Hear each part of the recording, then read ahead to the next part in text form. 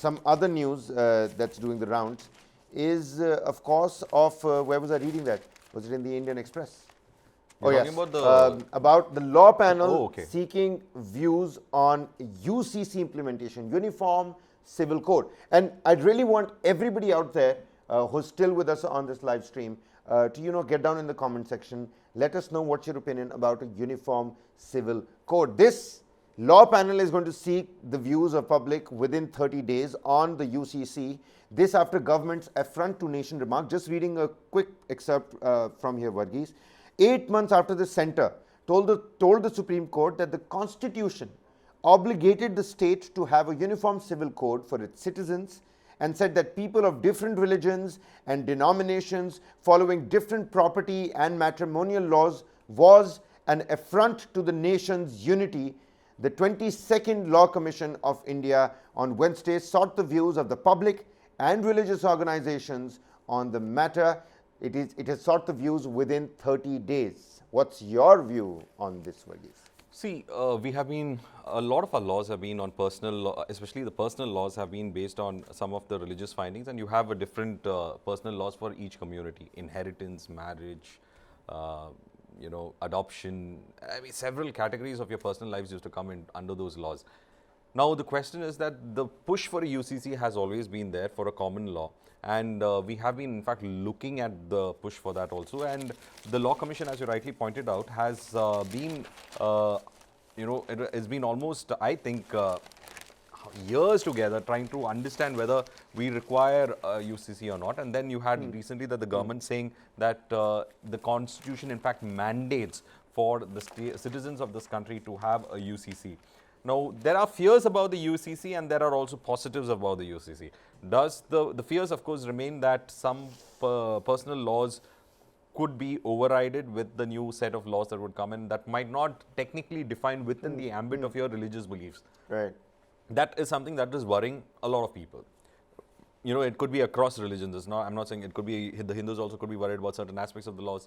Muslims also could be worried about certain aspects of the law. Christians also could be worried about certain aspects of those we get the point. Yeah. So now when this law is being enacted, the question is, what would be the ground frame for you to ensure that these laws don't reflect upon other, being incorporated from other religions as well? So you need to have a common law system that would reflect about what is probably there in other countries, which is kind of secular and away from the religious laws that we have relied on for personal matters. Interestingly enough, there is one state in our country that has got UCC, Goa. I'm sorry, I lost track of what you were saying. I was reading up, and it's so beautiful to see that we've got somebody who's saying, as I pray for peace for Manipur, my heart goes out to the people of Gujarat. May God protect you all. Salute to the armies. Love the sacrifice. But yes, my apologies. Coming back to the UCC, talking about various ethnic groups and various religious groups having their own concerns about it. Everybody resists change. Nobody likes change. You'll ask me to change my room today, maybe I'll, swelter a little bit. There are going to be hiccups here and there. But do you think something like this is the need of the hour? Well, it is the need of the hour when it comes to our country, which has already progressed almost 70. We are going to, go into Amrit Kal. And it is time that we think on those lines, because there should be a basic law system when it comes to personal laws across the place. For example, it's like this.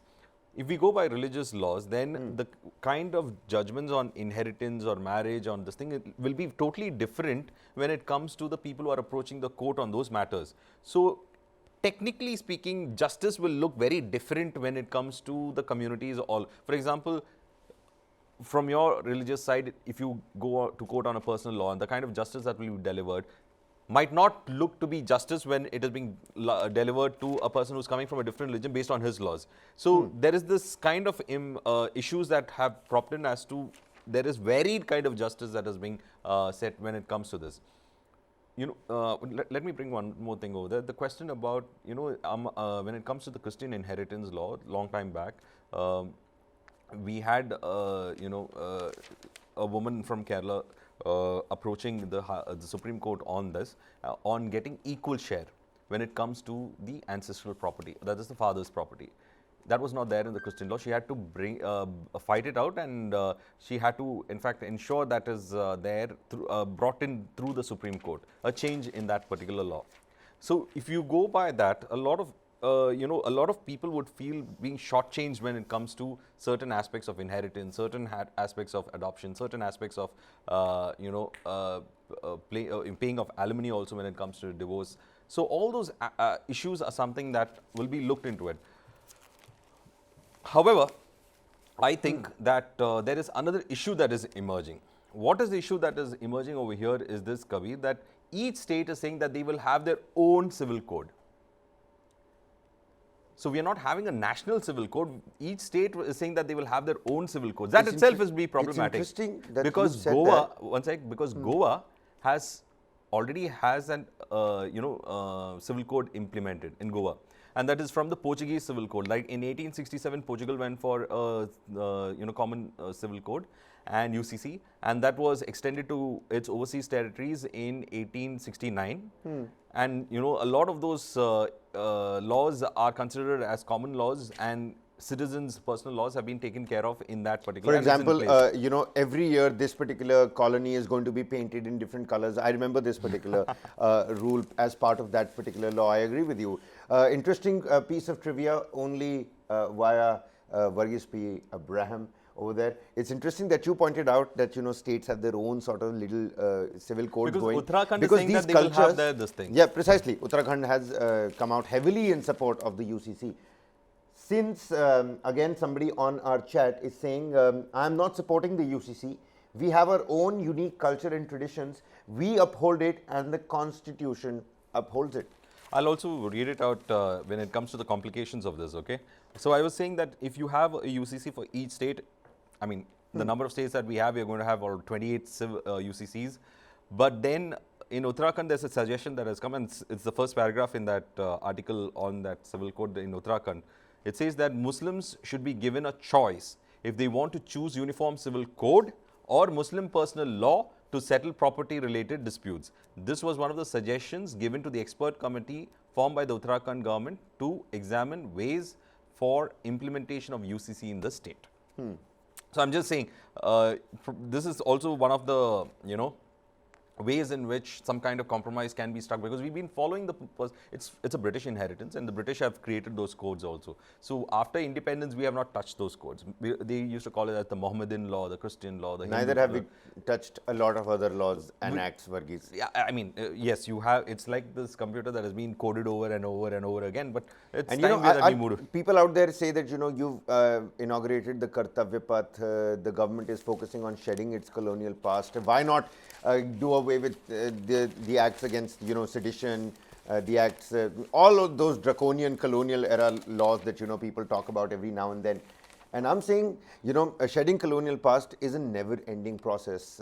We're always constantly going to be shedding our colonial past. And Kabir, I'm taking from the Hindustan Times. Almost 4 years after the Law Commission of India came out with a consultation paper stating that a uniform civil code was neither necessary nor desirable at this stage, the Commission on Wednesday set about to examine the issue afresh, as it solicited views and suggestions on UCC from public and recognized religious organizations. So 4 years ago, there was a paper that in fact did not say that you require a UCC, and it did not say that it was the need of the hour. But 4 years after that, this is again a fresh consultation that has come when it comes to the Uniform Civil Code.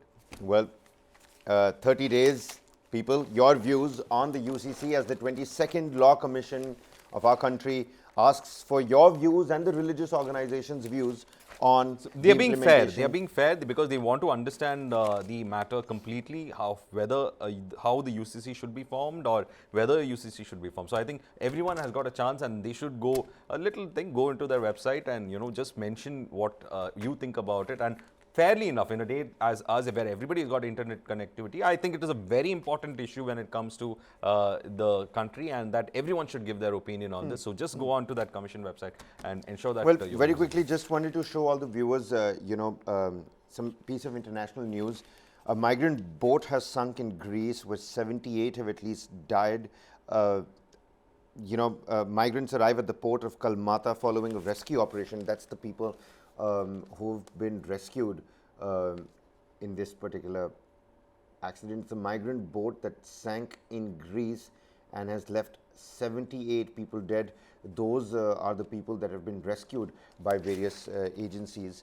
And Kabir, also I think that top story over there that you are holding, Belarus taking nukes, delivery of nukes is something that I think is another very concerning. All right. Yeah. Another piece of information, if the Russia-Ukraine war is something that you're focused on at this point in time, Belarus starts taking delivery of Russian nukes as Kremlin ups Ukraine war stakes. Well, this war is also, I mean, I just don't seem to understand. People, say this in passing reference ki kya ho raha hai, what's happening in this world. You've got the Sudanese fighting amongst themselves. Take a look at what's happening in Manipur. Take a look at what's happening in Ukraine, Russia.